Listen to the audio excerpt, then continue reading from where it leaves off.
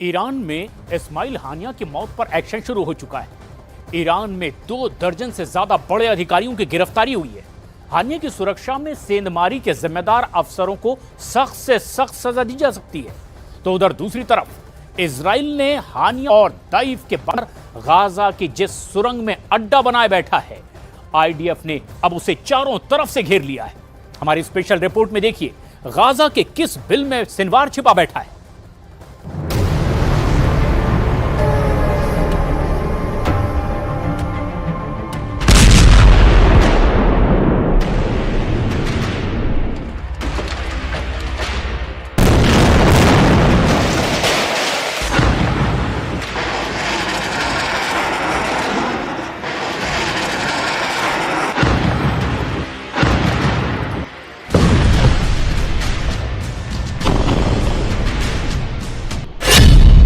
इस्माइल हानिया मारा गया।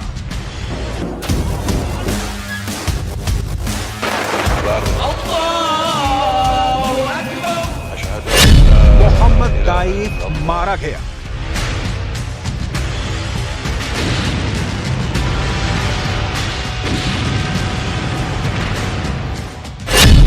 टारगेट पर याह्या सिनवार।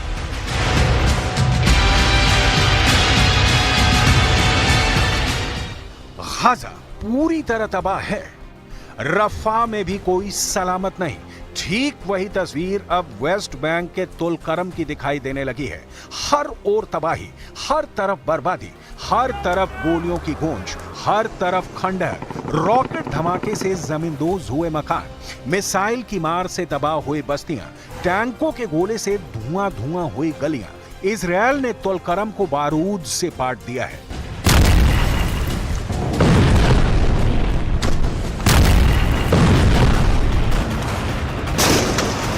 तुलकरम में इजरायल की एयर स्ट्राइक में 5 की मौत हुई है।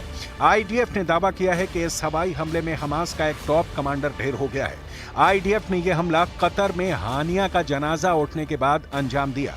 2 अगस्त को कतर में हानिया को दफनाया गया। दोहा में हानिया को विदाई देने हमास का लीडर खलील अल हया पहुंचा था। उधर हानिया को कब्र में पहुंचाया गया, इधर इजरायल ने गाजा में कोहराम मचा दिया।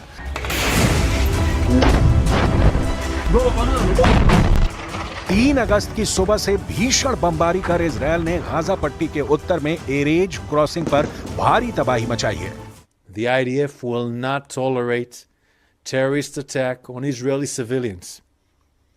We have been responding to these attacks with precise strikes on Hezbollah commanders, terror operatives, and military infrastructures in Lebanon. Hezbollah's ongoing aggression and brutal attacks are dragging the people of Lebanon and the entire Middle East into a wider escalation. Israel air force जहां आसमान से बारूद बरसाकर Hamas लड़ाकों का सफाया कर रही है, वहीं जमीन पर आईडीएफ कमांडो याह्या सिनवार के सर्च ऑपरेशन में जुटे हैं। आईडीएफ की तरफ से दावा किया जा रहा है कि याह्या सिनवार किसी भी वक्त मारा जा सकता है। गाजा की सुरंगों में चल रहा सर्च ऑपरेशन याह्या सिनवार के खात्मे के बाद ही रुकेगा।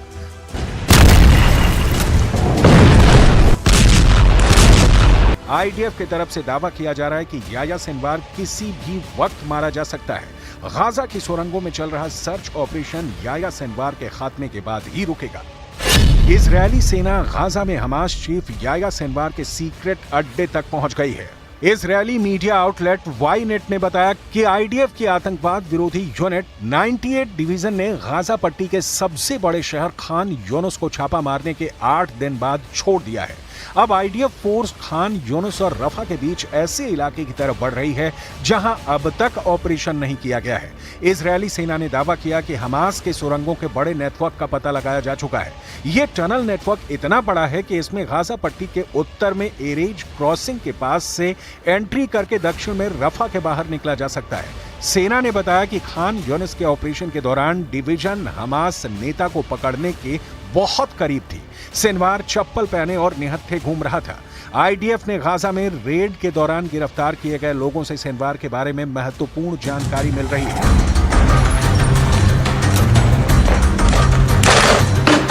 सिनवार के ठिकाने की निशानदेही हमास के कब्जे से रिहा हुए इजरायली बंधक ने भी किया है। असल में जमीनी हमले की शुरुआत में एक इजरायल की बंधक का सामना सिनवार से हुआ था। महिला बंधक रिहाई से पहले उसी सुरंग में रखी गई थी जहां सिनवार डेरा जमाए हुए था। इजरायली बंधक ने सिनवार के साथ सुरंग में लंबा वक्त गुजारा। मीडिया रिपोर्ट के मुताबिक इजरायल की स्पेशल यूनिट अब उन्हीं सुरंगों में घुसकर हमास का सफाया कर रही है। हालांकि हमास को ऐसे हमले का अंदाजा भी नहीं था। हमास इन सुरंगों का इस्तेमाल 3 काम के लिए करता है। हमास लड़ाके युद्ध के दौरान जान बचाने के लिए सुरंग में सुरक्षित पनाह लेते हैं। इसके अलावा लड़ाई के बीच थकान मिटाने के लिए हमास लड़ाके सुरंग में जा छिपते हैं। हमास फाइटर सुरंग के रास्ते एक जगह से दूसरे जगह भी बदलते हैं। लेकिन सिनवार हर वक्त इन्हीं सुरंगों में छिपकर रहता है। कभी कभार ही वो सुरंग से बाहर खुली हवा लेने निकलता है। 10 महीने से जारी युद्ध के बीच सिनवार को 2 बार खुले में घूमते हुए देखा गया है। आईडीएफ के टॉप ऑफिसर्स मानने लगे हैं कि हमास के ज्यादातर लड़ाके लंबे समय तक सुरंग में नहीं रह सकते हैं। युद्ध के बीच हमास के 3 लड़ाकों ने आईडीएफ के सामने सरेंडर तक कर दिया है। आईडीएफ की 98 डिवीजन को इसलिए सुरंग में ऑपरेशन तेज करने के ऑर्डर मिले हैं। याह्या सिनवार इजरायल की हिट लिस्ट में सबसे टॉप पर है। इस हमास लीडर से नेतन्याहू सबसे ज्यादा नफरत करते हैं क्योंकि सिनवार पूरे इजरायल को चिढ़ाने का कांड कर चुका है। पिस्तौल के साथ सिनवार की ये तस्वीर देखिए। इस तस्वीर की बड़ी खौफनाक कहानी है। 11 नवंबर 2018 को इजरायली स्पेशल फोर्स की टीम ने दक्षिणी गाजा पट्टी के खान यूनुस में बड़ा ऑपरेशन अंजाम देने जा रही थी, जिसकी खबर हमास के खुफिया शाखा अल कसम खुफिया विभाग को लग गई। हमास के लड़ाकों ने तब इजरायली स्पेशल फोर्स की गाड़ियों को घेर लिया था। अल कसम का फील्ड कमांडर नूर अल दीन बराका इस ऑपरेशन को लीड कर रहा था। इजरायल फोर्सेज ने इस ऑपरेशन में कमांडर बराका और मोहम्मद माजिद अल करा को ढेर कर दिया था। लेकिन जैसे ही ऑपरेशन का भंडाफोड़ हुआ, इजरायली फोर्स मोर्चे से वापस लौटने लगी। लेकिन अल कासम के लड़ाकों ने जोरदार हमला शुरू कर इजरायल कमांडोज को घेर लिया। तब इजरायली लड़ाकू विमानों, ड्रोन और हेलीकॉप्टरों ने पीछा कर रहे हमास के आतंकियों पर दर्जनों हवाई हमले किए। भारी हवाई कवर के बावजूद हमास के अल कसम ब्रिगेड के लड़ाकों ने पीछा करना जारी रखा।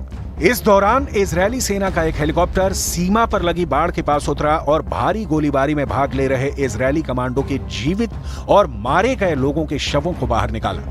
इस मुठभेड़ के बाद हमास के अल कसम ब्रिगेड ने दावा किया कि उसने इजरायली एलीट कमांडो फोर्स की टीम को भारी नुकसान पहुंचाया है और उसके कमांडर को मार डाला है। मारे गए कमांडर की निजी पिस्तौल को याह्या सिनवार को तोहफे में दिया गया। उसी पिस्तौल को दिखाकर सिनवार नेतन्याहू को चिढ़ाता रहा है। सिनवार को हमास का सबसे कट्टर और खूंखार लीडर कहा जाता है।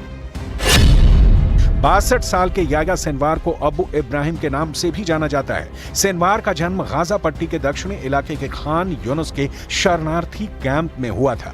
याह्या सिनवार को पहली बार इजरायल ने 1982 में गिरफ्तार किया था। उस समय उसकी उम्र 19 साल थी।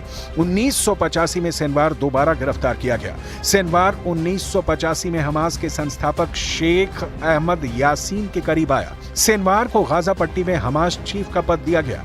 बीबीसी की एक रिपोर्ट के मुताबिक सिनवार ने इजरायल के लिए जासूसी करने के शक में एक आदमी को उसके भाई के हाथों ही जिंदा दफन करवा दिया था। हैरानी की बात यह है कि दफन करने का काम किसी फावड़े से नहीं बल्कि चम्मच से किया गया था। ऐसे क्रूर कारनामों के चलते सिनवार को खान यूनुस का कसाई कहा जाने लगा। सिनवार के करीबी भी उससे खौफ खाते हैं। कहा जाता है कि जिसने सिनवार की बात नहीं मानी उसे वो मौत के घाट उतार देता है। सिनवार ने साल 2015 में हमास कमांडर महमूद इश्तवी को टॉर्चर कर जान ले ली थी। इश्तवी पर समलैंगिकता और पैसों की हेराफेरी का आरोप था। साल 2014 में सिनवार की मौत का भी ऐलान हुआ था। हालांकि कुछ वक्त बाद ये अफवाह साबित हुई थी। साल 2015 में सिनवार को अमेरिका ने आतंकी घोषित किया। सिनवार को ईरान का करीबी माना जाता है। इस वजह से भी सिनवार इजरायल के दुश्मनों में नंबर 1 है। इजरायली डिफेंस फोर्स सिनवार के अड्डे के बेहद करीब है। रफा और गाजा के बीच फैली सुरंगों के जाल में सिनवार के सीक्रेट अड्डे हैं। इजरायल के कमांडो इन सुरंगों में घुसकर मार काट मचा रहे हैं।